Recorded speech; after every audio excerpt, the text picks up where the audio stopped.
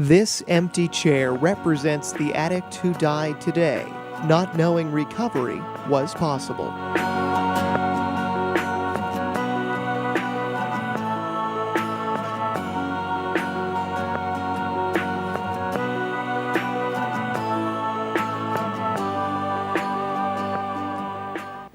Hi, my name's Colleen Leahy. I'm an addict in recovery. The show is, I usually do it with my dad, Phil Leahy. He couldn't be here tonight, so I have my friend Jennifer co-hosting with me. It's the Empty Chair Exposing Addiction. We've been doing it for a while, like a couple years now. You can watch us on YouTube. Just search for the Empty Chair Show, like all one word. And we do this show just to raise awareness about just how horrible and powerful the disease of addiction is, that it takes lives. It's a progressive, incurable, and fatal disease, and people need to know about it, because I believe that like everybody's either affected by it or they know someone who's affected by it, and it's just like, it's a horrible thing. So I'm gonna introduce my co-host, Jennifer, and she's gonna introduce our guest. Okay, thanks, Colleen. Hi, everyone. My name's Jennifer Burns. I would like to welcome back Representative Diana DiZoglio from the 14th Essex District, and Senator Kathleen O'Connor-Ives from the 1st Essex District. We had them on the show last year discussing some of the issues that we deal with in the Commonwealth around addiction, and since our last show, they have both made great strides in the Commonwealth at Beacon Hill, and we'd like them to share about that. I know that most recently a bill got passed, so I didn't know if somebody wanted to talk about that or who wanted to take the lead here. Yeah, but no, there's lots to talk about, because both the House and the Senate, they were both able to catalyze a really strong bill that was just signed into law by the governor. And as you know, it takes both the House of Representatives and the Senate to pass a law. We can't do it with just one side. So it really was a coalition of people coming together. And what happened was there were commissions on both the House side and the Senate side. And in February, we invited the Senate's Special Commission on Substance Abuse Treatment Options to come to Methuen directly to hear from residents in the Merrimack Valley, because it was important to hear directly from clinicians, from first responders, from people that had experienced the lack of treatment options, as well as elected officials. Representative DiZoglio gave testimony at that event. And the members of the Senate who were assigned to that commission, they were listening intently. And I was really proud to hear that the senator who led that, Senator Flanagan, she said that they did a lot of visits throughout this listening tour, but the event that was held at the Merrimack Valley really provided a lot of information that they were able to integrate into this bill. So that was a really helpful exercise, and I know that there was a press conference during the very last day of our legislative session to announce all of that study and all of those concerns coming into law. And I'm definitely interested in breaking down the components of that bill with Representative DiZoglio tonight. Absolutely. And I just wanted to take a moment. Diana DiZoglio, State Representative for the 14th Essex District. Thank you, Jennifer and Colleen, for having us on the show this evening. It's an honor to be here. I do want to thank the Senator for her leadership in asking the Senate Commission on Substance Abuse to come to the Merrimack Valley, particularly to the city of Methuen, to discuss this issue with our residents here, with me, with you, with our families, with our neighbors, with our friends who are struggling with the disease of addiction. Recently, I was appointed to the Mental Health and Substance Abuse Committee, and I had been asking, as you well know, I'd been asking for a while to get put on that committee. Previously, we had not had a representative from the Merrimack Valley on that committee, and I think that it's really important that we have somebody from this area giving testimony and being a voice for the issues that we have in this area, and making sure that we're taking the different things that you're saying to us and we're passing that on to the state, to the Legislative Committee on Substance Abuse and Mental Health. So the Methuen meeting that we had with the Senate was a wonderful opportunity to get to hear different concerns. I know that the police chief was there. Several different community leaders were there. Superintendent Judy Scannell was there. And just residents locally in the community that have struggled with the disease of addiction within their own homes showed up to provide testimony for us. So it was a great opportunity for the Senate and House members not only to testify, because we testify often and we're usually trying to advocate for you on Beacon Hill, but it was a great opportunity for you yourselves to be able to have a voice directly without having to make the trip into Boston, and to get to share your viewpoints and submit your written testimony and your verbal testimony as well. And I know that that made a big difference in what we did come up with in the final substance abuse bill that was just signed by the governor. Well, I just wanted to thank you guys for being on the show again, because I know we did the show like, a while ago, and saying that, we were going to try and like work together and like help, and like just like all the stuff that you guys have like done like since then. Like I'm just like blown away by it. Like the meetings like once a month that we have, the task force, and the ones that you've been to, and it's like, it's just awesome that like people really like will listen and genuinely like care, you know what I mean? And all the work that you've done, it's going to end up like saving lives, you know what I mean? Because if I didn't, because I've been clean almost 6 years, like obviously like my life was like horrible before. It took treatment, there had to be like a facility for me to go to, and the fact that you guys are working like so hard to like so we can have money to have treatment so that people can get better is like. It's huge, it's huge. So thank you so much for like doing the show, and then like and staying, and then doing like all this like stuff that you've been doing, and then coming back to do the show again, and it doesn't seem to be any end in sight, like so I just want to like thank you for that on behalf of myself and all the other addicts out there who might not be able to sit right in front of you and say, wow, like thank you for like being a voice for us. Well, this is definitely part of our job, and what we did after the hearing concluded was I brought Senator Flanagan to Marist House in Salisbury, where former Senator Nick Costello runs an excellent program specifically directed toward women who are looking to be in an environment where they might want to work part-time, they want to be in a community environment, they want guidance and counseling, but there aren't enough resources available for that type of treatment. And through this listening tour that the committee did, they found that all over the state there are different treatment options, and we really should have standard fair options for people seeking treatment no matter where in the state they live.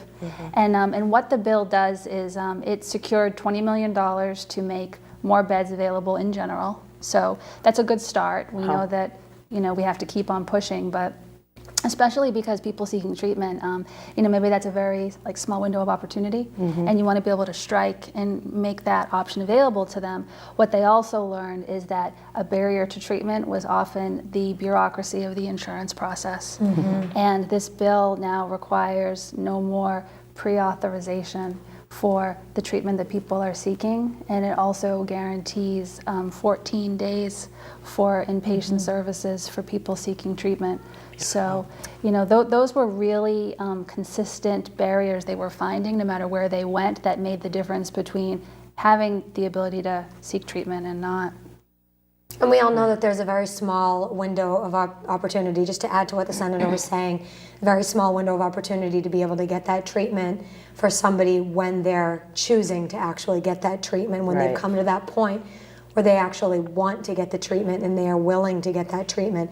There's a very small window of opportunity there before, the temptation comes along and they want to go back to doing whatever it is they're doing. In the case of heroin, if they're at the hospital and they're sitting there saying, I'm ready, take me now, and that bed isn't available for them and that treatment isn't available for them, we're basically sending them back out in the street saying, sorry, we know you tried to do the right thing, but we're not going to allow you to do that. And that's just unacceptable. Yeah, call back in a month or 2 months or something, and that could be like, that could be like someone's death sentence. That's like so true. Like if it's all about like timing in that right moment where someone finally gets to like the end of like their road, what it feels like, and to go to detox and then to be like, okay, like I'm ready to start this like recovery journey, and you're absolutely right. Like it's just that small window of like, okay, I'm willing, I'm ready, I'm like ready to go, and if there's not something available right there, then it could totally take another direction. Definitely, that's how it was for me. We also did something else in the bill, and it's regarding drug courts. And I don't know how familiar you are with the drug courts, but I do know that we have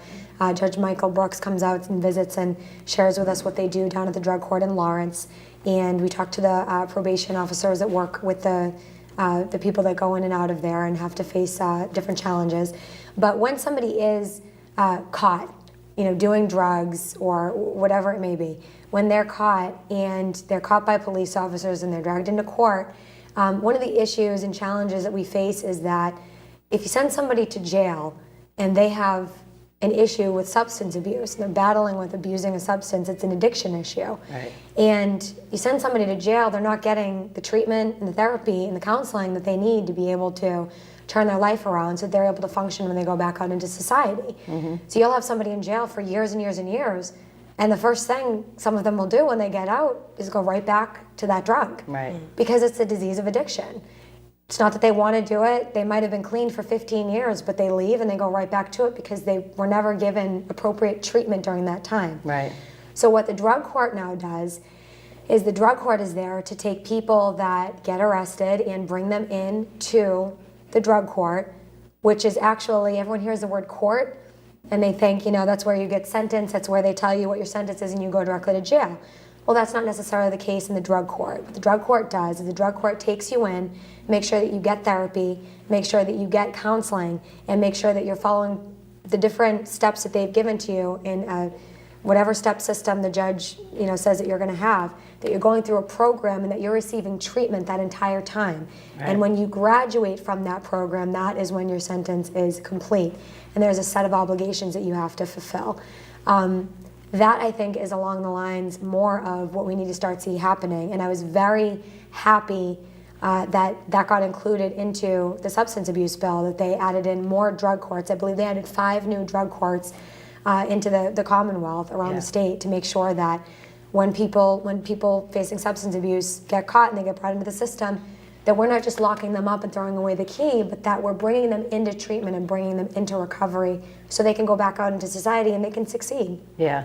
And that's important because addiction's been around for like a long time, and it just keeps getting worse and worse and worse. We just keep like throwing people in jail, and just as you said, they come out and they do the same thing.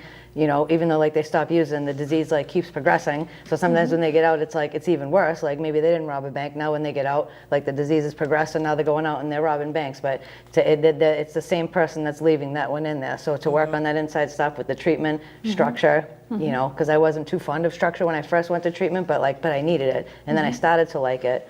So the fact that you guys have like that, you can see it in that way and have like the compassion and see that like all the stuff that we've been doing up until now hasn't been working. What they say, it's like an epidemic now. Like people are just dying like all over the place. So like something different has to be done, and you guys are doing that. And part of that, Colleen, is that the education isn't there.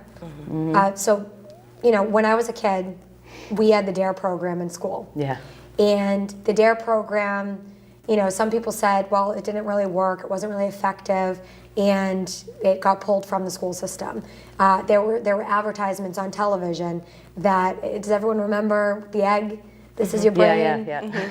Frying pan, this is your brain on drugs. Yeah. Any questions? Yeah. And they would have different, cool kids, talking about, how drugs were bad. And they would be influencing kids when they were growing up, saying to themselves, geez, who wants to do drugs? Drugs are bad. We don't want to do drugs. It's not cool to do drugs. Well, now what's happening is the drug programs got pulled and the education programs got pulled. And, maybe they weren't as effective as they could have been, of course. But certainly if we're going to pull out a program that's teaching kids how dangerous drugs are and how dangerous these substances are, we should have certainly have been at that time making sure that we were coming up with something else to implement and something better to put back into the school system, to do better ads, better targeted ads, and make sure that people were getting educated about this. And that never happened. And I think that intention was there. I think that was the original intention.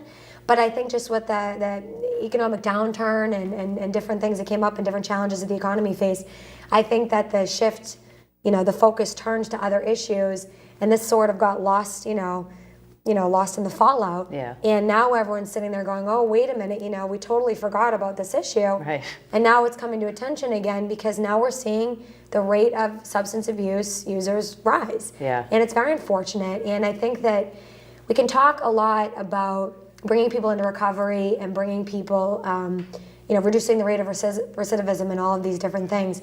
And that's very needed. It's very important. It's extremely important. I think, though, that the focus needs to be at this point where, like you said, it's an epidemic right now. The focus needs to be instead on making sure that there are education initiatives being implemented. Right. That there are education initiatives being implemented and that we're focused on that. Right. So, Representative DiZoglio, I'm glad that you mentioned the prevention tactics and the education piece of this. And is there anything in the future that will be, I mean, there's $20 million that was put into substance abuse services. I had that question as far as the prevention education and how that we might proceed further to leverage that within our Commonwealth. We did a lot in the current bill. I was pushing for more, and I was very grateful because there wasn't anything going towards different diversion programs before this, in relation to what the need was. But they did a lot, significant funding too, and I'm not sure of the exact number. I know we did 500,000 in the House, and I'm not sure what the Senate version actually implemented for the final number. We'll have to look at that. But they did put a significant amount of funding towards heroin diversion programs. And right now what they're going to be doing is they're going to be looking into what is appropriate, what works. They're going to be doing different studies on what's actually effective. You certainly don't want to spend all this money implementing a program that at the end of the day isn't effective, and it doesn't hit its target audience. So this next year I think is going to be a challenging year as far as finding out what the best procedural, what the best methods are for implementing an educational program will be. And I hope that in next year's budget we'll go even further, and we'll put even more of our resources and energy focusing on the education aspect. I think we could have done more in this bill. Yeah. Grateful for what we did, extremely grateful for what we did. But I think that we can be doing a little bit more. There's still work to do. Yeah. There were some aspects of the bill that were preventative, not so much in terms of educating our young people, which I think is the next wave of legislation that is really important. There were preventative measures in terms of preventing drugs from being manipulated or corrupted or tampered with, so that they could be used for anything other than the prescribed reason. Right. So there was a measure in there that said that if there was a substitute that would be more tamper-proof, then the pharmacist should subscribe that substitute. And they're also making it so that boards of health will receive information from the Department of Public Health on this other issue of synthetic drugs, like Jennifer had mentioned earlier. So whether it's bath salts or K2, to get the local boards of health informed about the dangers of these so that they can come off the local store shelves. So there were good measures in terms of trying to prevent prescription drugs from escalating into substance abuse problems. But it's definitely true that the younger that we can inform our students and educate them, not only about what might happen to them on the streets, but the peer pressure and the strategies they need not to succumb to experimenting or thinking one time won't make a big difference or anything like that. So the really, really positive thing was to see the legislature really respond, bipartisan, completely unified to say this is a priority for the state. And it really came together really quickly. And we all knew it crosses economic boundaries, it crosses racial, geographic, it affects everybody and really impacts everybody's quality of life. It means that we're dealing with public safety issues, we're dealing with problems in the schools, we're dealing with domestic violence, so many things that might be related to substance abuse issues. So it was really good to see that we had this unified front to say, what can we do right now? And we know that we're not done with the work. So that's beautiful. I mean, I'm beyond words to even see this transpire in such a short period of time. Well, can I say something? We need to thank you as well, because you guys are really the ones, you ladies are really the ones who actually, made it such an issue by drawing such attention to this issue. The people in the legislature, the senator and myself and the rest of the Methuen delegation and the Merrimack Valley delegation as a whole, we respond to what you are telling us. And, there are a lot of different issues that come up, a lot of different issues related to different issues we get to vote on. But the issue of substance abuse is something that you've made very, palatable to us to be able to understand what is needed, how much of it is needed, where the issues are, where we should be focused on. And you're really the reason why a lot of this got done. So you should actually, while you're saying thank you to us, be patting yourselves on the back a little bit there. So when we were on the show the last time, you highlighted for us one of the most critical issues that folks are facing is the lack of available beds for people seeking treatment. You know, you articulated that to us. We were able to reinforce that concern that our colleagues had, and it was verified through them going out throughout the state. But we appreciated that, and we know that, like I said, the work's not done, and we're going to come back and we're going to find out, you know, future aspects of this issue to tackle. Beautiful. Well, I think that's why it's like, I don't know, like just the show, like when my dad wanted to start doing the show, I was just like, yeah, you know, like anything to like, you know, make him happy. I had like no idea that it was gonna like blow up into this like huge thing. And like I've had some people say, oh, you know, you put all your stuff out there, because I'm very honest on the show. I'd be honest with anybody who wanted to, you know, share my story with, because it might, you know, help them. And like that's how I look at this show. Like I just tell the truth. You know, like we just like tell the truth and talk about like our experiences, and just so people know, like that there's no like shame or anything behind like being an addict or being an alcoholic or whatever. Like I don't have any shame like about my past, because that's not like how I live today. And like if I can, you know, help somebody, if we can like help somebody just by being honest with them so they don't feel alone, like that was why I wanted to like start doing the show with them. I had absolutely like no idea that like so many people would end up being helped because of it. And I mean, that's like great. It's definitely overwhelming. It's definitely overwhelming. Like It takes all of us working together. Yeah. All of us working together. The senator can't do it on her own. I can't do it on my own. And you can't do it on your own. And neither can the people at home do it on their own. The reality is that we all have to come together on issues like this. You know, join together, hold hands, make sure we're fighting side by side and making things happen. And it's funny because, you know, my campaign slogan is, you know, make a difference, right? And you can't make a difference on your own. It takes a team effort. Right. And I want to thank you, because you made a difference, you know, both of you and your families, by inspiring us to take action on these different things and informing us of, you know, what we need to do to see these things through. Right. I can't remember who said it, but somebody said it, and it might have even been at the hearing that we were hosting in Methuen, and they had a metaphor where if somebody has cancer, gosh forbid, or some other ailment, and they go to the hospital seeking treatment, there are going to be resources for that person. You know, sometimes it's hard. You know, we have constituents every day that will call our office about accessing health insurance and how can we help them. But with the disease of addiction, that's the one instance where if you're sick and you need treatment, there's an extra layer of stigma, there's an extra layer of bureaucracy, and it's the exact example where we need to make it easier for people because they're in a compromised situation. Right. So that really stuck with me because it hits home that this is going to be, for whoever is facing this, a lifelong battle. And there's the detox component, but then there's also the longer treatment component. And how do we make that transition as easy as possible so that they're not going in a vicious cycle, if they're lucky enough to go around again.